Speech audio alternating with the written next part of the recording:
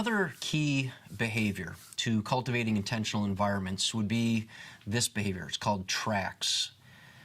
We have three other ones: telling, targets, also tools, and number 4 would be tracks. And what I mean by that is this: we create in our church spaces and steps for individuals to gather in smaller groups in order to experience community and accountability.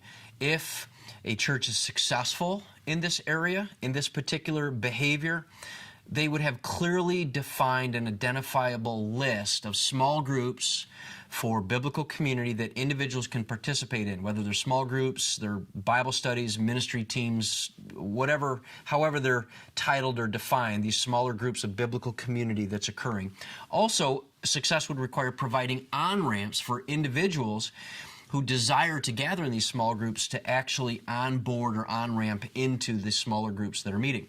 Resources, this would also be required for success. Resources and personnel are properly invested in ensuring that these groups meet the desired outcomes. So somebody would be making sure that the resources and personnel are invested, and there's enough being invested, there's enough resources that are helping meet the desired outcome of these groups. So if a church is strong in this area, they would be providing natural and meaningful opportunities for people to participate in smaller gatherings, Bible studies, ministry teams, small groups, and so on. Most likely, a healthy church provides easily identifiable and accessible on-ramps. It's easily found, easily identifiable, easy to access, whether it's online or in person, to join these smaller groups. It's also likely that if your church is healthy in this area of tracks, your church's leadership prioritizes resourcing and investment in ensuring that these groups meet the established desired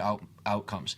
The church leadership is prioritizing resourcing, the costs, the time, the training, the people resources, and they're making a big investment into meeting the established, identifiable, desired outcomes, or the targets.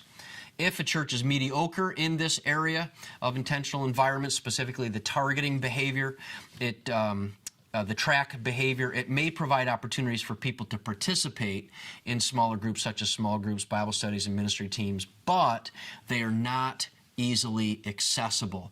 They are most likely not well publicized. Most likely, a person would have to go and search out the information, ask around, talk to someone specifically if they wished to join a smaller group environment. It's also likely in a mediocre church in this particular aspect that this church's leadership prioritizes resourcing and investment in other programs.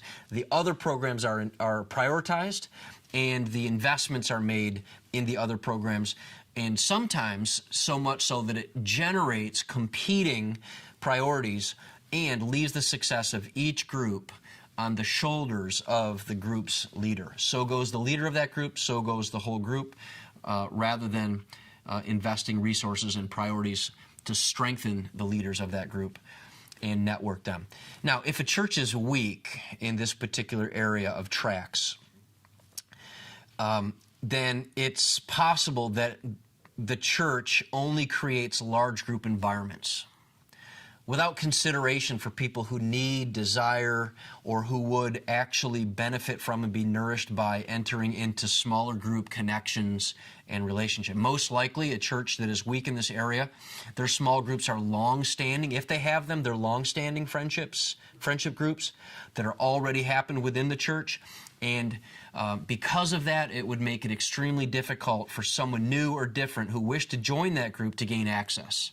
And then once they get there, the difficulty would be obvious in trying to actually feel accepted or connected or known or cared about.